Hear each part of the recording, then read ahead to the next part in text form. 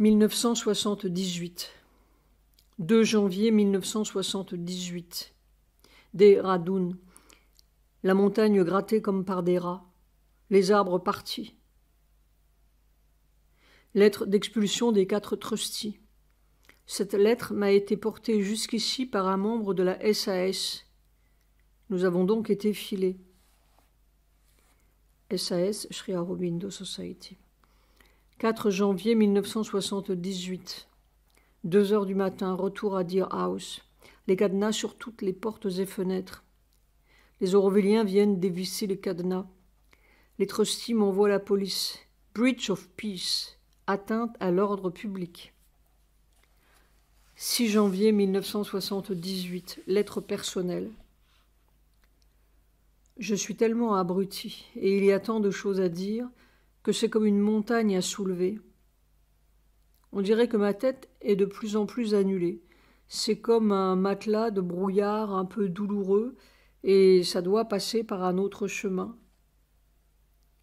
En fait, je ne fonctionne plus du tout de la vieille manière, et je ne sais pas très bien comment on fait pour tenir dans un corps.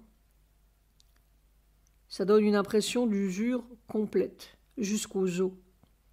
Et en même temps, que cela n'a pas d'importance, que ça peut fonctionner très bien pendant des siècles, cela ne dépend pas du tout de ce que l'on sent ou pense. Sujata se remet d'une bronchite attrapée là-haut. Oh, tu sais, à Dehradun, dans cette chambre, quand elle toussait, et on ne savait pas où aller, on ne pouvait plus remonter plus haut, on ne pouvait plus redescendre à Delhi, et on ne pouvait même plus rester là où nous étions, c'était si insensé, si poignant de non-sens. J'étais usée, j'étais seulement une prière au bord de la révolte. Mais pourquoi tout cela, mère? Qu'est-ce que tu veux? Où veux-tu que nous allions? Dis-moi, dis-moi. Et c'était sans réponse, comme si tout se fichait de nous. Elle ne répondait pas et rien ne répondait. On avait si froid dans le cœur. Et puis cette toux continuelle. Alors quand ce type en noir m'a interpellé, « Bonjour, Satprem, bonne année », avec sa lettre à la main, j'ai su tout de suite que c'était les trustees qui m'écrivaient, que c'était enfin la réponse de mère. Enfin, c'était un sens, une direction. On a tout refourré dans les bagages. Ah, ces bagages insensés qu'il fallait faire, défaire 100 fois pour attraper une chaussette, une serviette, et puis la photo de mère, et puis le portefeuille qu'on ne savait plus à quel endroit. On a foncé comme des fous sur des lits. J'ai cru qu'il fallait encore affronter CP Singh, mais il a été d'accord pour que nous redescendions sur Pondichéry. Encore les bagages, les tickets d'avion incertains jusqu'à 20 minutes du décollage. En 16 heures, nous avons fait tout le chemin de Dehradun à Madras. J'ai attrapé Roger, un Aurovillien américain, au passage, miraculeusement à Delhi. Je savais qu'on avait collé des serrures sur toutes mes portes. Il fallait quelqu'un pour avertir les Aurovilliens dans la nuit, m'apporter des pinces, des tournevis, des leviers pour forcer les portes. Et réussirais-je à ouvrir les grilles de Nandanam? À 2 heures du matin, nous sommes arrivés. Ils étaient tous si stupéfiés qu'ils ont ouvert la grille. Et puis nous étions là, sur la véranda de Deer House, devant tous ces cadenas, ces vis dans toutes les portes, toutes les fenêtres. C'était monstrueux et fantastique, ces cadenas et ces vis. C'était une barbarie collée là. Tu comprends? Ces cadenas sur ce lieu où nous avons déversé tant de conscience, tant de beauté. On était soudain dans un autre monde, comme quand j'ai débouché dans la cour de Buchenwald. C'était la même marque, c'était le mensonge incroyable, hideux. Roger a couru jusqu'à Auroville chercher les outils. Une demi-heure après, à 2h30 du matin, la police arrivait, avertie par les trustees, qui avaient été tout de suite avertis téléphoniquement par Ashwini. Oui, la trahison, mais de pauvres, si pauvres gens qui ont peur de perdre leur place, leur pain, leur toit. La peur qui règne partout sur l'ashram. Ils ont tous peur. Ils nous aiment bien, mais ils ont peur. Alors ils ont téléphoné. Ils ont même déposé une plainte à la police sur les instructions des trustees pour dire que nous avions forcé l'entrée de Nandanam et menacions la paix des lieux, breach of peace. Tout cela est si triste, si misérable. Les policiers ont fait leur comédie de menaces habituelles. Si vous entrez par effraction, votre cas sera très mauvais. Nous sommes assis sur les tuiles roses devant la porte. Sujata était comme une furie calme, une Shakti intrépide. Nous ne bougerons pas. Il faudra que vous nous jetiez physiquement dehors. Et puis, dans la nuit, sur le petit chemin qui borde Deer House, le bruit des motos, tout d'un coup, les Aurovilliens qui arrivaient. Il y a eu quelques minutes insensées. Je me suis mis à parler très fort pour que ces policiers n'entendent pas les motos. Je ne sais pas ce qui s'est passé, mais Mère les a rendus sourds et inconscients. Il y a eu comme une volonté matérielle que j'ai sentie matériellement pour qu'ils partent tout de suite. Ils se sont redressés. Bien, nous allons chercher nos supérieurs. Je les ai accompagnés jusqu'à leur moto. Sujata a couru vers la petite porte dans les bambous pour avertir les Aurovilliens. Enfin, la moto des policiers a pétaradé dans la nuit et j'ai couru à mon tour vers la petite porte. Ils ont cisaillé la chaîne qui fermait la porte. Maintenant, il fallait au moins ouvrir une fenêtre de Deer House pour pouvoir prendre possession des lieux. Un autre miracle. Ces trustees n'avaient pas vu que la fenêtre de la cuisine était en fait une fausse porte que l'on pouvait ouvrir comme une porte. Les Aurovilliens J et S, admirables de sang-froid, d'efficacité, ont forcé la serrure sans rien casser, dévisser. Restait les loquets intérieurs, dont un, par miracle, n'avait pas été mis. Nous avons pu entrebâiller la porte-fenêtre, faire sauter le deuxième loquet, et nous étions dedans, tandis que les Aurovilliens pétaradaient dans la nuit à toute vitesse. Et nous étions là, ahuris, enfermés dans la chambre de Sujata, attendant le retour des policiers. Il était 3 heures du matin. Sujata s'est mise à nettoyer furieusement et calmement. Elle nettoyait par terre, frottait la glace, frottait la cuisine, comme s'il fallait que tout cela soit dessali. Elle a frotté pendant plus de 2 heures. Je la regardais un peu stupéfiée. Elle faisait cela comme de la magie, et c'était très tranquille et comme inexorable. J'ai brûlé de l'encens dans tous les coins.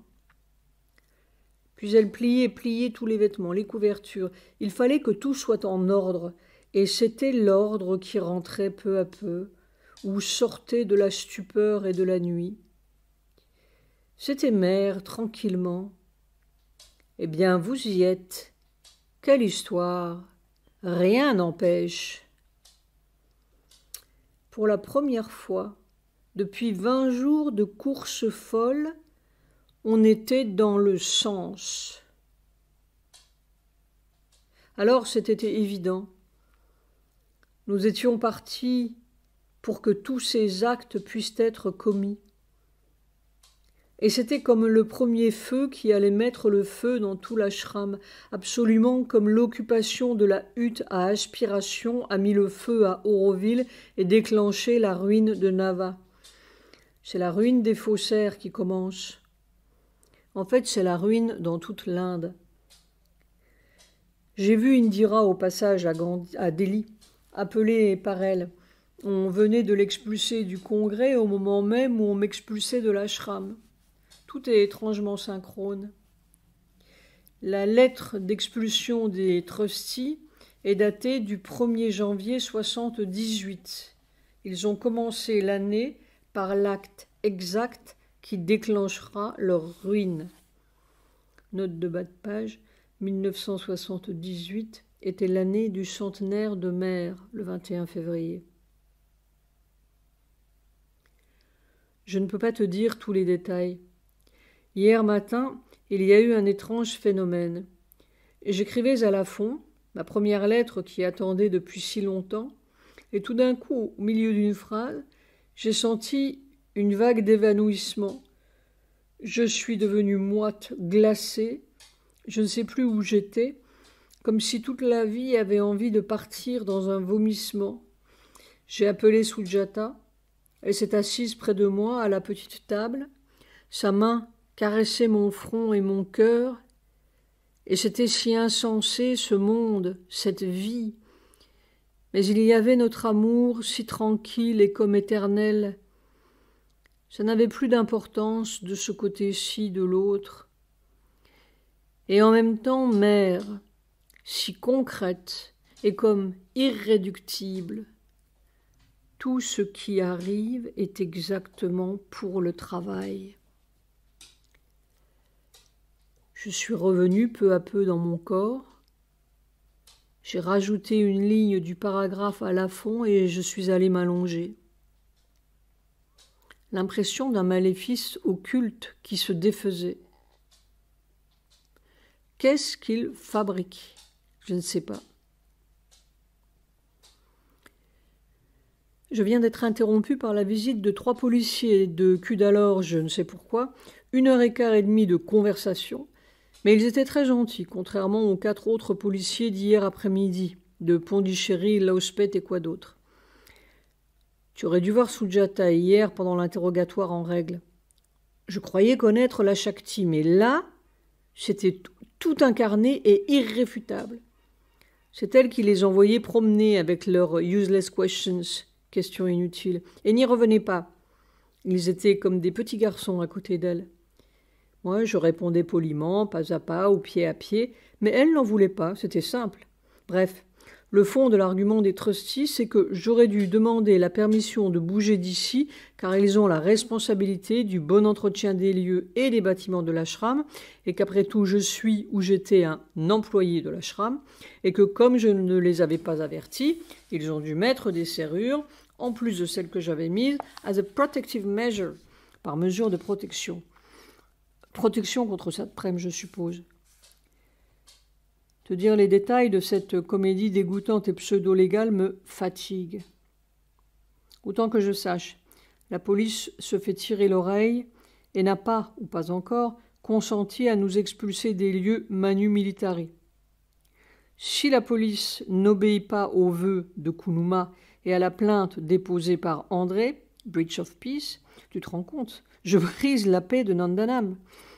Il faudra que les trustees passent de la procédure criminelle, point d'interrogation entre parenthèses, à la procédure civile, c'est-à-dire à un procès, les tribunaux.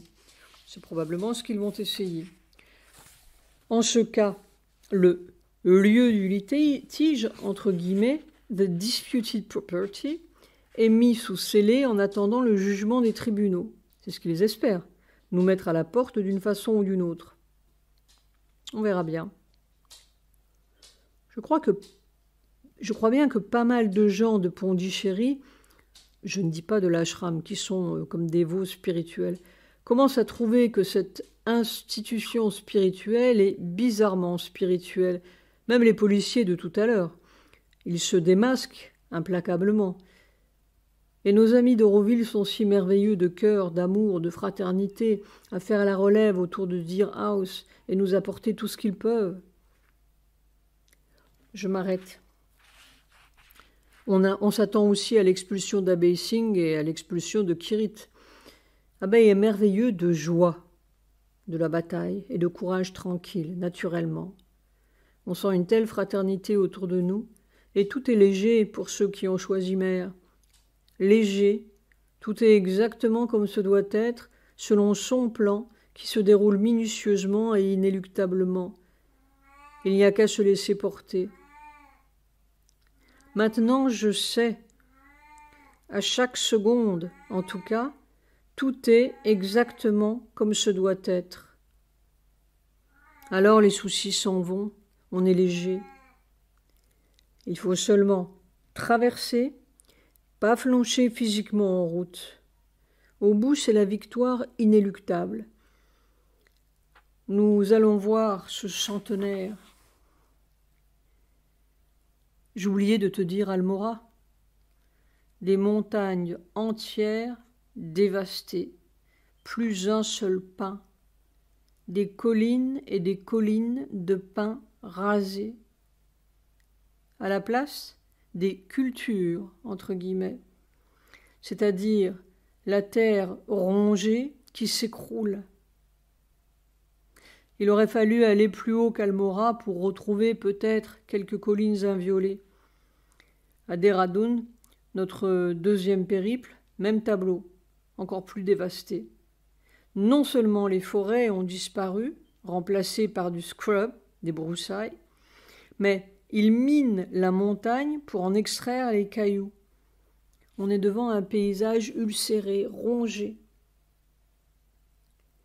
L'homme, dans l'histoire de l'évolution, laissera un souvenir désastreux, dévastateur. C'est le dévastateur. L'atout de Sujata m'a empêché d'aller chercher plus haut, plus loin. Et puis Mère nous a sauvés de la désolation en nous envoyant la lettre des Trusty. Tu vois, la grâce est même dans les mains des Trusty. Oh, tout est bien étonnant. Comme disait Sujata à l'aéroport de Delhi, c'est plus étonnant que James Bond. Alors les Himalayas n'ont pas voulu de nous. Il pleuvait aussi, c'était un froid glacé jusqu'aux os. Je n'ai pas le courage de tout raconter. Mais revenu ici, parti sans regret, je reste dans la sensation que je suis dans ce bain de travail empoisonné. L'électrode de mer, oui, mais dès que le travail sera terminé, je serai heureux de quitter cet endroit où nous avons trop souffert, trop lutté, comme si le corps avait besoin de perdre ce souvenir-là et de trouver ailleurs, peut-être dans les montagnes du sud de l'Inde cette fois, un autre lieu que nous bâtirons dans la joie et l'amour et pour la joie. Une nouvelle création. Cela paraît loin. Pour l'instant, c'est la bataille sordide pas à pas et heure à heure. J'attends l'heure avec un grand H. J'ai bon espoir que plus c'est pire, plus c'est meilleur. Une autre fois, je répondrai point à point à tes questions sur la publicité de l'agenda. J'ai laissé tes lettres à Delhi. Les caisses aussi, tout est éparpillé. Nous sommes vraiment des juifs errants. J'ai un sac ouvert au pied de mon lit, prêt à partir tout à l'heure. Tout est bien. Ça te prenne. Je ne t'avais pas dit qu'au moment de quitter Deer House le 22 décembre, comme j'allais fermer la porte de ma chambre, j'ai cru voir ces gens entrer dans ma chambre pour fouiller. Alors j'ai pris une feuille de papier, ma plume, et j'ai écrit en grosses lettres « Mère vaincra ». Puis j'ai collé cela sur mon petit pupitre blanc. Ils ont dû pas lire. 6 janvier, point d'interrogation, 1978. Fragment de lettre à Sir C.P.N. Singh, traduit de l'anglais. Je suis coupé en deux, et je ne peux guère respirer qu'avec un seul poumon et marcher avec une seule jambe. Quelle est votre opinion? Ici, il semble que je n'ai pas grand-chose à faire, sauf de respirer leur poison jour après jour. Ma présence a quelque utilité pour les Aurovilliens, mais ils sont maintenant adultes et comprennent la réalité. Je ne sais quelle est la vraie chose à faire, à moins que Mère me montre très clairement que je dois m'en aller. J'attends, et j'attends son intervention en Inde et dans le monde.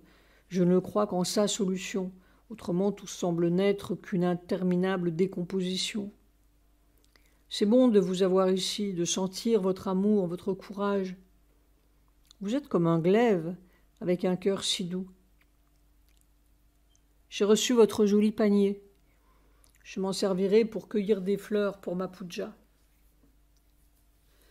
Votre idée du prix Nobel est merveilleuse. Cela leur clouerait le bec à tous. Lafont serait enchanté. Mais comment faire bouger Stockholm? Ils comprennent mieux Mère Teresa. Je suis une sorte de hors-la-loi. Je vous embrasse, avec mon amour profond et tendre. J'attends, et j'attends son heure. Ça te prenne. 8 janvier 1978. Lettre personnelle. On est en train de me déraciner complètement. Mais les racines n'ont jamais été fortes, elles sont peut-être d'en haut. Ça fait une drôle de vie. C'est le cœur qui a le plus de mal à suivre, on dirait que ce n'est plus très bien accordé. Mon cœur n'est plus à Nandanam, c'est cassé. C'est un peu cassé dedans aussi. Simplement, je m'attelle jusqu'au bout, et de la minute où le travail sera fait, je largue ces amarres pour toujours. Je ne sais pas, c'est comme détruit subtilement. Puis, je suis toujours prêt pour les nouveaux cycles. Avant, je cavalais à travers les continents, une vieille habitude pas perdue. Seulement voilà, le nouveau cycle. On doit bien traverser une sorte de mort, c'est évident. En tout cas, c'est l'aventure. J'en suis, ou plutôt nous en sommes, à la 4e vague de policiers, hier soir. Ils débouchent de tous les coins possibles.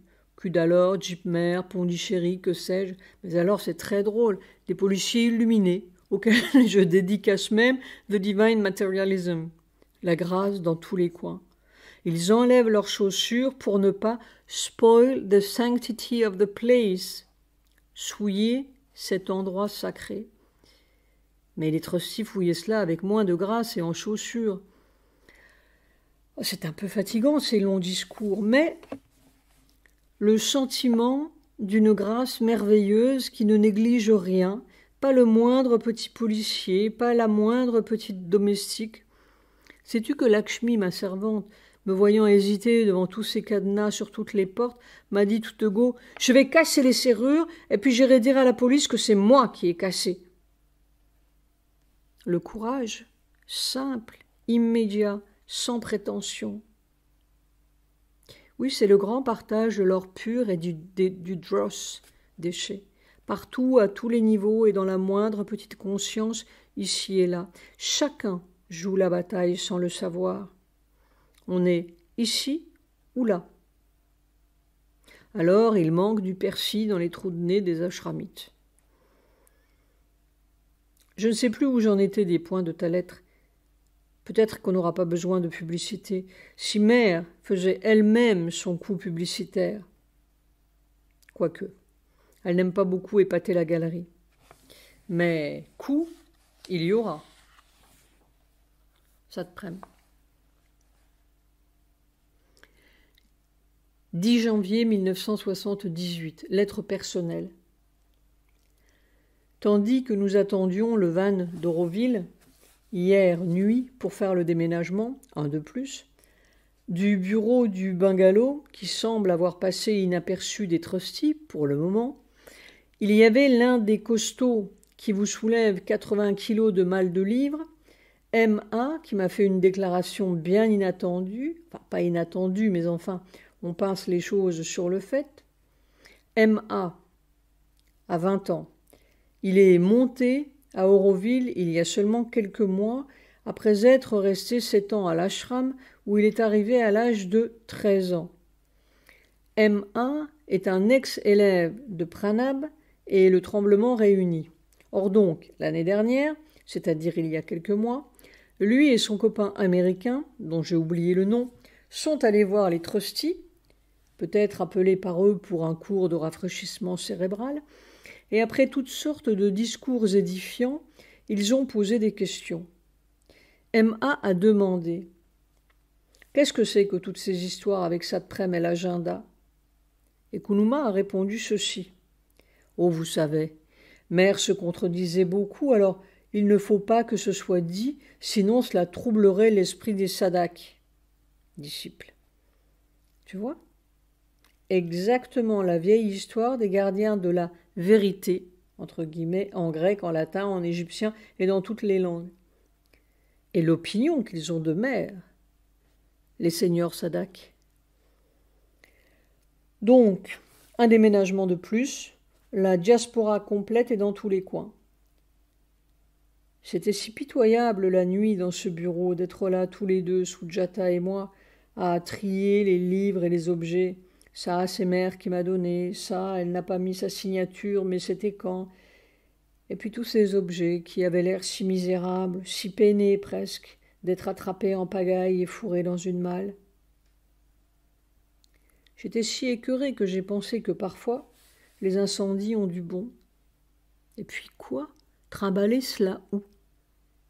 Nous n'avons plus de lieu. Sujata me disait à Deer House, j'ai l'impression d'être dans une salle d'attente de gare. À Deer House, oui. Je n'y suis plus non plus, le fil est coupé. Mais on dirait que tous les fils sont coupés. Nous avons eu une 5e vague de policiers, mais c'étaient les mêmes que la dernière fois. Touchés par la grâce, ils voulaient encore écouter et avaient amené avec eux l'inspecteur de Tindivanam. Nous avons donc échantillonné toutes les polices des 3 points cardinaux de Pondichéry. Le 4e, c'est la mer, pas de police maritime encore. Notre gentil avocat, V, nous a averti que Kunuma était allé en personne déposer une plainte pour trespass, violation de propriété, auprès de l'inspecteur général de police de Pondichéry. Il a dit, paraît-il, que j'avais été expulsé de l'ashram pour activité anti-ashram. Alors, l'inspecteur général lui a répondu, exactement comme dans mon projet de réponse au trustee à l'étude de l'avocat, « Ces accusations vagues ne suffisent pas. Il faut me fournir des faits. » Donc, la police est devenue méfiante, comme le reste de Pondichéry, et n'accepte plus comme une couleuvre les déclarations du managing trustee, Kunuma. Kunuma doit se casser la tête et faire des compilations pour trouver trace de mes déclarations hérétiques. Peut-être même qu'il doit lire les 3 volumes. Il faut bien qu'ils y passent tous, même la police. Reste la 6e vague attendue, qui sera peut-être celle de l'inspecteur général. Ce serait drôle si ce n'était pas si fatigant. D'ailleurs, Kunuma se mord les doigts.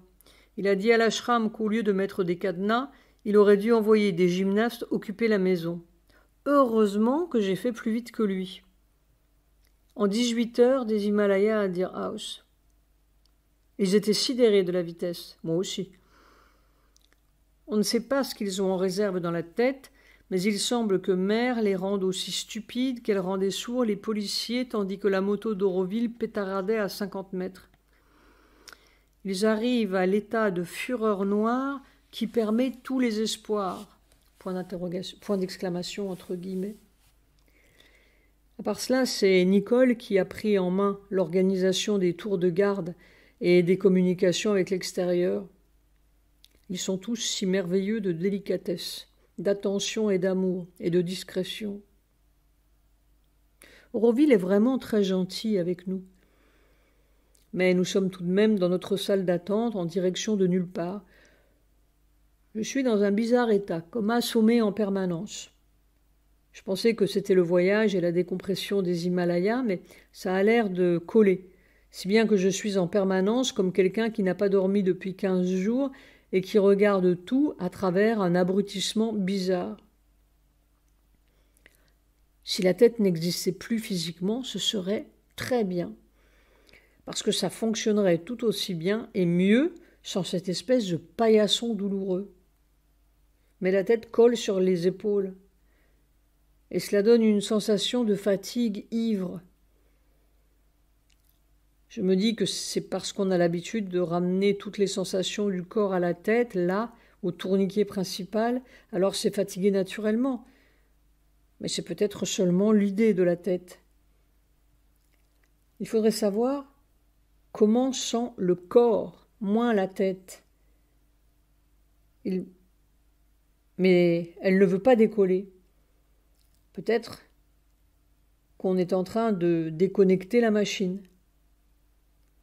Je me rappelle bien, Mère, un état d'abrutissement, abruti à coups de poing et de marteau. J'écris à la fond comme cela, à tata. Vraiment, c'est une chance que les bûchers n'existent plus. Sinon, ton frère serait rôti. Figure-toi que je suis né rue Giordano Bruno, à Paris, brûlé comme hérétique à Rome. Je suis parti de la bonne station, direct et imperturbable. Sujata tousse encore beaucoup. Elle rêve que nous sommes poursuivis. La meute nous attend dehors.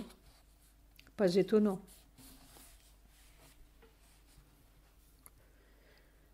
13 janvier 1978, lettre personnelle. Oh, la vie est devenue une sorte de supplice ici. Je ne peux pas te dire.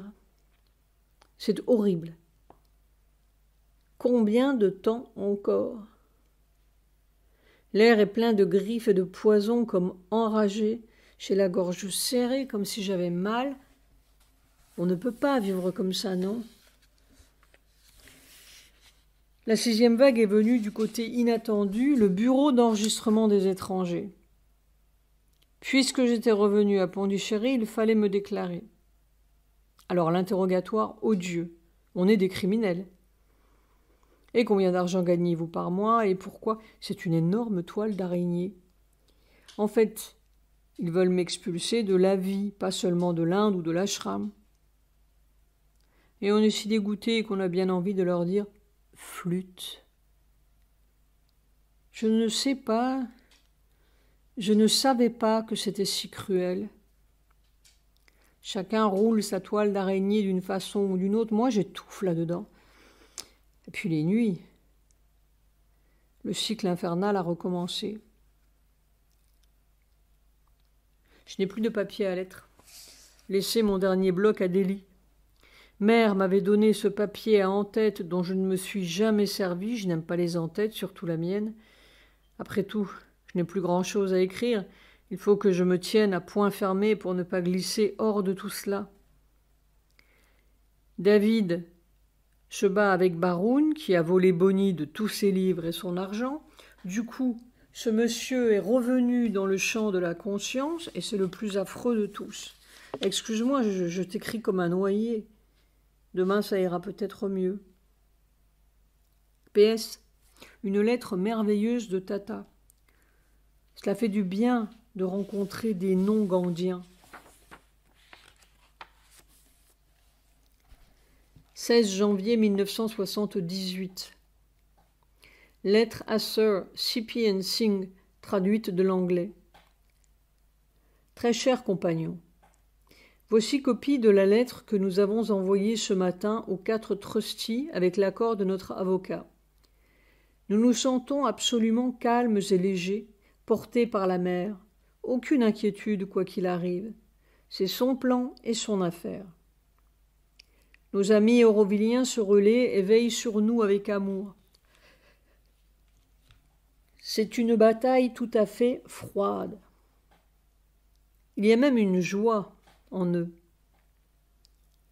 Notre lettre aux 4 trustees va beaucoup circuler en Occident.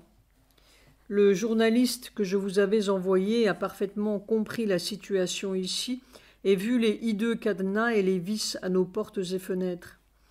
Si besoin est, en cas de nouveaux ennuis, il sera prêt à nous aider dans la presse française. Nous sommes prêts. En vérité, rien n'arrive qu'avec sa volonté. Alors il n'y a pas à s'inquiéter et il vaut mieux la mort qu'une vie mensongère. Avec mon amour profond et dans une unité profonde. Satprem. 17 janvier 1978. Lettre personnelle.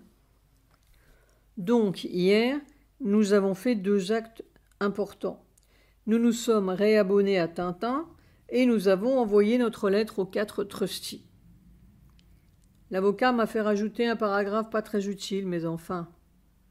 Tandis que Sujata rajoutait 3 mots énergiques à la fin de son charmant petit para. Il n'y a pas de commentaire à faire. Chacun doit comprendre et réagir comme il le sent. Les Auroviliens sont ravis, paraît-il, et ils redoublent leur garde. Il y a une conjonction intéressante. Les dernières bandes quittent Bombay, Le tome 1 de l'agenda sort dans 4 jours, ou plutôt l'impression se termine, et Indira est de nouveau sous menace d'arrestation. Et puis, mon petit couplet autre aussi. Nous verrons. En tout cas, souhaitons que nous verrons. Quoique le divin ait l'air très nonchalant de nos jours, je n'arrive pas à croire qu'ils vont fêter le centenaire comme si de rien n'était. L'iniquité devient lourde, partout. Mais nous ne sommes même pas devant l'éblouissant Atlante dans leurs derniers jours d'abus. Ce sont des petits rats seulement qui grignotent tout, même la vérité et les montagnes. Quant à moi, je compte les jours. Je n'ai plus qu'un désir humain, c'est de partir d'ici sitôt la besogne terminée et recommencer un nouveau cycle de beauté et de créativité dans un monde plus gracieux. Sujata est mieux, mais pas encore trop bien. Voilà longtemps que ça dure. Pour moi, j'ai un œil obstinément gonflé et le cœur fatigué, mais c'est un étrange mélange d'usure et de dynamisme indéfini. À la fois le cœur ballotte pour un rien, et je pourrais faire 50 kilomètres à pied et 3 heures de discours sans m'en apercevoir. Dès que je m'arrête, je sens la fatigue et ça devient mauvais. Il faudrait ne plus sentir, ne plus s'apercevoir. Alors il n'y aurait plus rien du tout. Je comprends mère de mieux en mieux. Satprem.